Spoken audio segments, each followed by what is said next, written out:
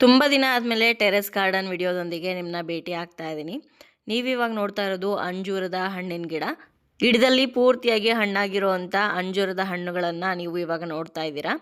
3-4 ದಿವಸ ಊರಲ್ಲಿರಲಿಲ್ಲ, ಹಾಗಾಗಿ ಜಾಸ್ತಿನೇ ಹಣ್ಣಾಗೋಗಿದೆ. ಎಲ್ಲದನ್ನು ಇವಾಗ ಹಾರ್ವೆಸ್ಟ್ ಮಾಡ್ತಾ ಇದ್ದೀನಿ. ಸುಮಾರು 4-5 ಹಣ್ಣುಗಳು ಬಿಟ್ಟಿದೆ.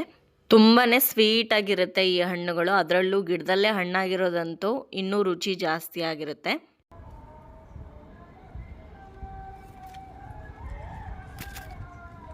ಇವತ್ತು 4 ಹಣ್ಣುಗಳನ್ನ ಹಾರ್ವೆಸ್ಟ್ ಮಾಡಿದ್ದೀನಿ. ಇನ್ನೊಂದೆರಡು ಗಿಡದಲ್ಲೇ ಬಿಟ್ಟಿದ್ದೀನಿ. ಮತ್ತೆ ನಾಳೆ ನಾಡಿದ್ರಲ್ಲಿ ಹಾರ್ವೆಸ್ಟ್ ಮಾಡ್ತೀನಿ.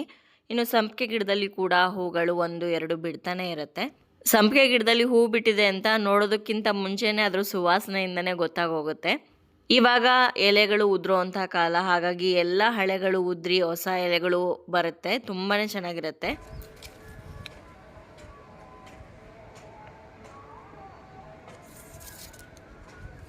ಇನ್ನು ಬದನೆಕಾಯಿ ಗಿಡದಲ್ಲಿ ಕಾಯಿಗಳು ಬಿಡೋದಕ್ಕೆ ಶುರುವಾಗಿದೆ. ಆಲ್ರೆಡಿ ನಾನು ಹಾರ್ವೆಸ್ಟ್ ಮಾಡ್ತಾ ಇದ್ದೀನಿ. ಸ್ಟಾರ್ಟಿಂಗಲ್ಲಿ ಸ್ವಲ್ಪ ಸಣ್ಣ ಸಣ್ಣದಾಗಿ ಕಾಯಿಗಳು ಸಿಗ್ತಾ ಇತ್ತು. ಆನಂತರ ಹೋಗ್ತಾ ಹೋಗ್ತಾ ಸೈಜು ಕೂಡ ದೊಡ್ಡದಾಯಿತು. ಈ ಗಿಡದಲ್ಲಿ ಹಾರ್ವೆಸ್ಟ್ ಮಾಡಿರುವಂಥ ಮೊದಲನೇ ಬದನೆಕಾಯಿ ಇದು. ಹೋಗ್ತಾ ಹೋಗ್ತಾ ಸೈಜ್ ದೊಡ್ಡದಾಗತ್ತೆ. ಬದನೆಕಾಯಿನ ಆದಷ್ಟು ಎಳೆದ್ರಲ್ಲೇ ಕಿತ್ಕೊಂಡು ಯೂಸ್ ಮಾಡಿಕೊಂಡ್ರೆ ಟೇಸ್ಟ್ ಚೆನ್ನಾಗಿರುತ್ತೆ. ಇನ್ನು ನಿಂಬೆಹಣ್ಣಿನ ಗಿಡದಲ್ಲಿ ಅದರ ಭಾರಕ್ಕೆ ರೆಕ್ಕೆನೇ ಬಗ್ಗೋಗಿದೆ, ಹಾಗಾಗಿ ಇದನ್ನು ಹಾರ್ವೆಸ್ಟ್ ಮಾಡ್ಕೊತಾ ಇದ್ದೀನಿ. ಕಲರ್ ಸ್ವಲ್ಪ ಚೇಂಜ್ ಆಗಿದೆ. ನಿಂಬೆಹಣ್ಣಿನ ಸೈಜ್ಗಳು ಸ್ವಲ್ಪ ಇವಾಗ ಕಡಿಮೆ ಆಗಿದೆ. ಯಾಕಂದರೆ ಒಂದೇ ಸಲ ಸುಮಾರು ಒಂದು 40-50 ಕಾಯಿಗಳು ಬಿಟ್ಟಿತ್ತಲ್ವ, ಹಾಗಾಗಿ ಇವಾಗ ಅದ್ರದ್ದು ಸ್ವಲ್ಪ ಸ್ಟ್ರೆಂತ್ ಕಡಿಮೆ ಆಗಿದೆ. ಸ್ವಲ್ಪ ಗೊಬ್ಬರ ಎಲ್ಲ ಹಾಕಿದ್ಮೇಲೆ ಮತ್ತೆ ಸೈಜ್ ದೊಡ್ಡದಾಗತ್ತೆ. ಒಂದೇ ಬಂಚಲ್ಲಿ 3 ನಿಂಬೆಹಣ್ಣುಗಳು 2-3 ಡೇಸ್ ಹೊರಗಡೆನೆ ಇಟ್ಟರೆ ಅದು ಕಲರ್ ಚೇಂಜ್ ಆಗುತ್ತೆ, ಯೆಲ್ಲೋ ಕಲರ್ಗೆ ಚೇಂಜ್ ಆಗುತ್ತೆ. ಇನ್ನು ನಾವು ಬಾಳೆ ಗಿಡ ಹಾಕಿದ್ವಲ್ಲ, ಅದೇ ಗಿಡದಲ್ಲಿ ಒಂದೇ ಒಂದು ತೊಗರಿಕಾಯಿ ಗಿಡ ಇತ್ತು. ಆ ಗಿಡದಲ್ಲಿ ಕಾಯಿಗಳು ಬಿಡೋದಕ್ಕೆ ಶುರುವಾಗಿದೆ. ಆಲ್ಮೋಸ್ಟ್ ಸ್ವಲ್ಪ ಕಾಯಿಗಳೆಲ್ಲ ಒಣಗೋಗ್ತಾ ಬಂತು. ನಾವು ಒಂದು 3 ಡೇಸ್ ಇರಲಿಲ್ವಲ್ಲ ಊರಲ್ಲಿ, ಹಾಗಾಗಿ ಒನ್ ಟೈಮ್ಗೆ ಸಾಂಬಾರ್ಗೆ ಆಗೋಷ್ಟು ಕಾಯಿಗಳು ಸಿಕ್ಕಿತ್ತು.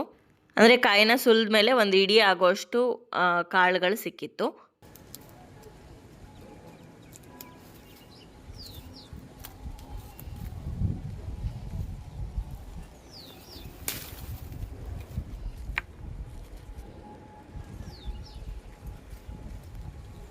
ನೋಡಿ, ಇಷ್ಟು ಕಾಯಿಗಳು ಸಿಕ್ಕಿದೆ. ಇನ್ನೂ ಸ್ವಲ್ಪ ಗಿಡದಲ್ಲೇ ಇದೆ, ಎಳೆದದು, ಹಾಗಾಗಿ ಅದನ್ನು ನಾನು ಕಿತ್ಕೊಳ್ಳೋದಕ್ಕೆ ಹೋಗಿಲ್ಲ. ಇನ್ನೇನು ಕತ್ಲಾಗ್ತಾ ಬಂತು. ಮೊನ್ನೆ 1-2 ಹಣ್ಣುಗಳನ್ನ ಹಾಗೆ ಬಿಟ್ಟಿದ್ದೆ ನಾನು ಅಂಜೂರದ ಗಿಡದಲ್ಲಿ. ಆ ಹಣ್ಣುಗಳನ್ನೂ ಕೂಡ ಇವತ್ತು ಹಾರ್ವೆಸ್ಟ್ ಮಾಡ್ತಾ ಇದ್ದೀನಿ. ಜಾಸ್ತಿ ದಿನ ಹಾಗೆ ಬಿಟ್ಟರೆ ಅದು ಬಾಯೆಲ್ಲ ಹೊಡ್ಕೊಂಬಿಡುತ್ತೆ, ಪೂರ್ತಿ ಜಾಸ್ತಿ ಹಣ್ಣಾಗಿ ಹೋಗುತ್ತೆ ಅಂತ. ಈ ಥರ ಇದ್ದಾಗೆ ನಾವು ಕಿತ್ಕೊಂಡ್ರೆ ಅದು ಚೆನ್ನಾಗಿರುತ್ತೆ. ಇಲ್ಲಾಂದರೆ ಅದು ಓಪನ್ ಆಗಿಬಿಟ್ರೆ ಇರುವೆಗಳೆಲ್ಲ ಬಂದು ಸೇರ್ಕೊಂಡ್ಬಿಡುತ್ತೆ.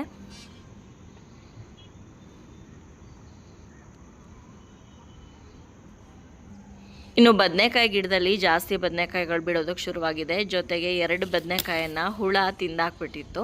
ಇದು 2 ಕಾಯಿಗಳು ವೇಸ್ಟ್, ಇವಾಗ ಬಿಸಾಕ್ಬೇಕಷ್ಟೆ. ಇನ್ನು ಮಿಕ್ಕಿರೋಂಥ ಬದನೆಕಾಯಿನ ಇವಾಗ ಹಾರ್ವೆಸ್ಟ್ ಮಾಡ್ತಾ ಇದ್ದೀನಿ.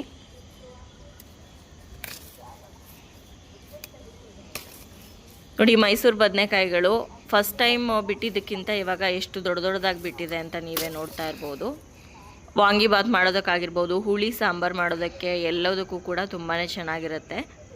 ಇನ್ನೂ ಸುಮಾರಷ್ಟೆಲ್ಲ ಹೂಗಳಿದೆ, ಜಾಸ್ತಿ ಕಾಯಿಗಳು ಬಿಡುತ್ತೆ.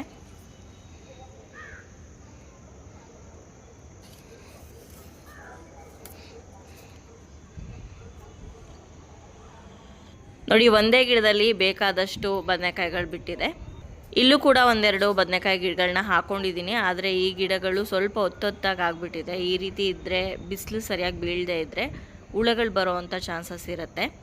ಇವಾಗ ನಾನು ಮೊದಲೇ ಹೇಳಿದಾಗೆ ಚಿಗುರೋ ಅಂತಹ ಕಾಲ, ಎಲ್ಲ ಎಲೆಗಳು ಬಿದ್ದು ಹೊಸ ಚಿಗುರು ಬರೋವಂತಹ ಕಾಲ. ನಮ್ಮ ಟೆರೇಸಲ್ಲಿ ಡ್ರಮ್ಮಲ್ಲಿ ಹಾಕಿರೋವಂಥ ಮಾವಿನ ಗಿಡದ ತುಂಬಾ ಕೂಡ ಹೊಸ ಚಿಗುರುಗಳಿಂದ ತುಂಬಿಕೊಂಡಿದೆ. ನೋಡೋದಕ್ಕೆ ಖುಷಿ ಆಗ್ತಾ ಇತ್ತು. ಹಾಗೆ ಹೊಸ ಹೂಗಳು ಕೂಡ ಬರ್ತಾ ಇದೆ. ಯುಗಾದಿ ಹಬ್ಬ ಬಂತು ಅಂತಂದರೆ ಹೊಸ ಚಿಗುರು, ಹೊಸ ಹೂಗಳನ್ನ ನಾವು ನೋಡ್ಬೋದು. ಸುಮಾರು 2.5-3 ವರ್ಷ ಆಯಿತು ಈ ಮಾವಿನ ಗಿಡ ಹಾಕಿ. ಇನ್ನೂ ಒಂದು ಮಾವಿನಕಾಯಿನ ನಾವು ಪಡೆದಿಲ್ಲ ಈ ಮರದಿಂದ. ಈ ಸಲ ಸಿಗ್ಬೋದು ಅಂತ ಅಂದ್ಕೊಂಡಿದ್ದೀನಿ. ಸೇವಂತಿಗೆ ಗಿಡದಲ್ಲೂ ಕೂಡ 1-2 ಹೂಗಳು ಬಿಟ್ಟಿತ್ತು. ಅದನ್ನು ಇವಾಗ ಹಾರ್ವೆಸ್ಟ್ ಮಾಡ್ತಾ ಇದ್ದೀನಿ. ಆಫ್ ವೈಟ್ ಕಲರ್ ಸೇವಂತಿಗೆ ಹೂ ಇದು. ಅದರ ಜೊತೆ ಬೇರೆ ಬೇರೆ ಹೂಗಳು ಕೂಡ ಬಿಟ್ಟಿತ್ತು, ಎಲ್ಲನೂ ಕಿತ್ಕೊಂಡಿದ್ದೀನಿ. ಈ ರೋಸ್ನ ಟೈಗರ್ ರೋಸ್ ಅಂತ ಕರೀತಾರೆ. ಯಾಕಂದರೆ ಡಬಲ್ ಶೇಡಲ್ಲಿದೆ. ಜೊತೆಗೆ ಹುಲಿ ಮೇಲೆ ಯಾವ ರೀತಿ ಶೇಡ್ಸ್ ಇರುತ್ತೋ ಅದೇ ರೀತಿ ಇರುತ್ತೆ ಅನ್ನೋ ಕಾರಣಕ್ಕೆ ಇಷ್ಟು ಹೂಗಳು ಜೊತೆಗೆ ತರಕಾರಿ ಸಿಕ್ಕಿದೆ ಇವತ್ತು. ಚೆರಿ ಟೊಮ್ಯಾಟೊ, ಬದನೆಕಾಯಿ, ತೊಂಡೆಕಾಯಿ ಜೊತೆಗೆ ಹೂಗಳು. ಬೇರೆ ಬೇರೆ ದಿನಗಳಲ್ಲಿ ಮಾಡುವಂಥ ವಿಡಿಯೋ ಇದು, ಒಂದೇ ವಿಡಿಯೋದಲ್ಲಿ ಕಂಬೈನ್ ಮಾಡಿ ಹಾಕಿದ್ದೀನಿ. ಇವತ್ತಿನ ನನ್ನ ಗಾರ್ಡನಿಂಗ್ ವಿಡಿಯೋ ನಿಮ್ಮೆಲ್ಲರಿಗೂ ಇಷ್ಟ ಆಗಿದೆ ಅಂತ ಭಾವಿಸ್ತೀನಿ. ಮತ್ತೊಂದು ಗಾರ್ಡನಿಂಗ್ ವಿಡಿಯೋದೊಂದಿಗೆ ನಿಮ್ಮನ್ನ ಭೇಟಿ ಆಗ್ತೀನಿ. ಅಲ್ಲಿಯವರೆಗೂ ಧನ್ಯವಾದಗಳು.